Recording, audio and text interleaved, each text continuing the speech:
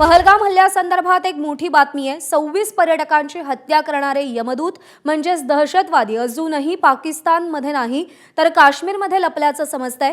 दहशतवादी हाशिम मुसा त्याच्या साथीदारासह काश्मीरच्या जंगलात लपला असून सुरक्षा यंत्रणांनी त्याचा शोध सुरू केलाय। धक्कादायक म्हणजे जंगलात रस्ते शोधण्यासाठी दहशतवाद्यांकडून इंटरनेट शिवाय वापरू शकतो अशा अल्पाइन क्वेस्ट मोबाईल ॲपचा वापर केला जातोय। तसंच दहशतवाद्यांकडे चीनी बनावटीची अत्याधुनिक कम्युनिकेशन यंत्रणा असल्याचं देखील कळतंय। तर महत्त्वाचे मुद्दे आपण पाहतोय। हाशिम मुसा आणि साथीदार काश्मीरच्या जंगलामध्ये लपलेले आहेत। दहशतवादी युरोपियन ॲप वापरत असल्याची माहिती मिळते। चीनी कम्युनिकेशन डिव्हाइसचा सुद्धा वापर सुरू आहे। वर्षभरापूर्वी दहशतवाद्यांनी LOC मध्ये घुसखोरी केली तेव्हाच या ॲपचा वापर करण्यात आला। दहशतवाद्यांना ISIनं हे ॲप उपलब्ध करून दिल्याचं कळतंय। अल्पाइन क्वेस्ट हे ॲप विना इंटरनेटही काम करतं। कम्युनिकेशन डिव्हाइस चीननंच पाकिस्तानला दिल्याची शक्यता आहे। चीनी डिव्हाइसच्या माध्यमातून पाकिस्तानातील आकाशी ते संपर्कात असल्याचं कळतंय।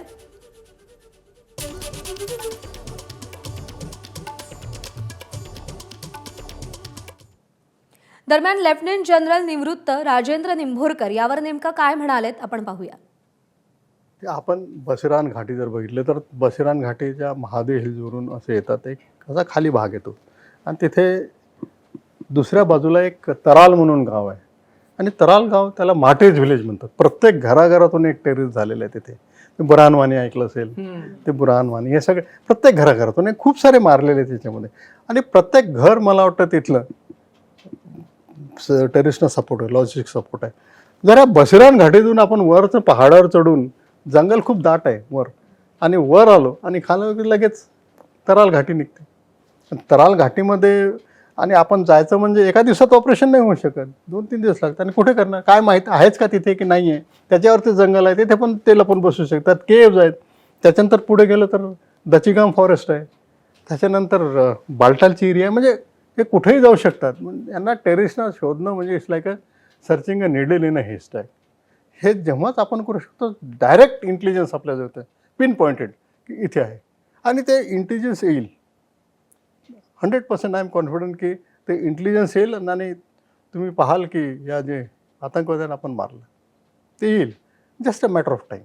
दहशतवादी हल्ला करून गेले असतील खरंच परत कलपले असेल अजून भारतात?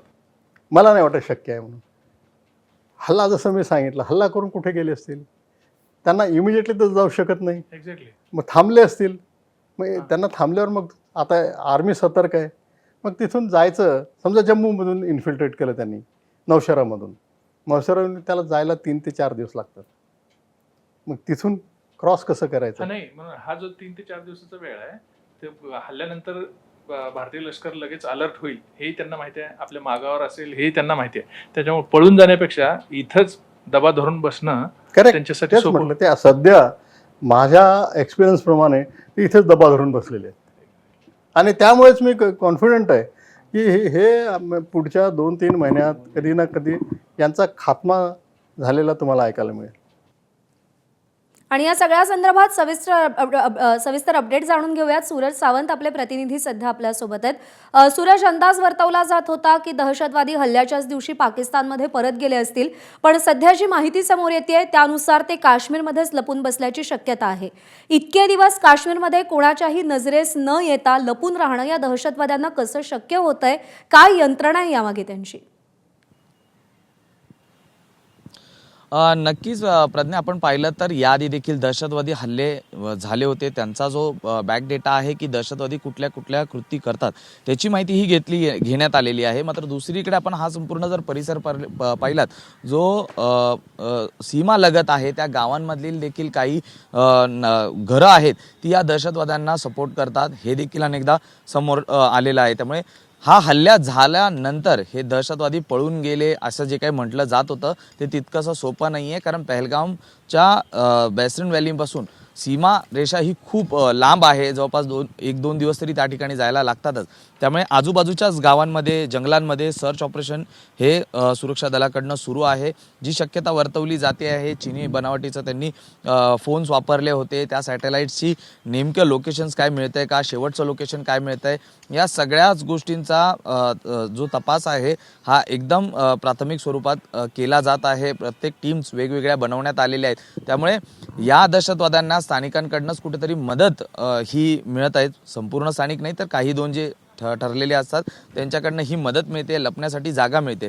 त्यामुळे इथेच कुठेतरी लपून थोडा प्रेशर कमी झाल्यानंतर किंवा वातावरण थंड झाल्यानंतर पुन्हा हे लोक आपल्या जी ठिकाणं आहेत त्या ठिकाणी जातील असा संशय व्यक्त केला जातोय. म्हणूनच या ठिकाणी जंगल परिसरात संपूर्णतः सर्च ऑपरेशन हे राबवलं जात आहे.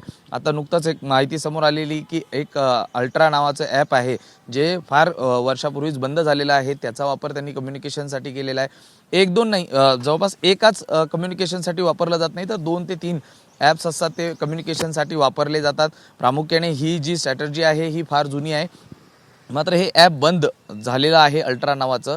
ते चीनी बनावटीचे जे मोबाईल्स आहेत त्यामध्ये प्रामुख्याने वापरले जातात आणि तेच ॲक्सेस होत आहे. त्यामुळे त्याचा एक महत्त्वाचा लीड हा आता तपास यंत्रणांना मिळालेला आहे.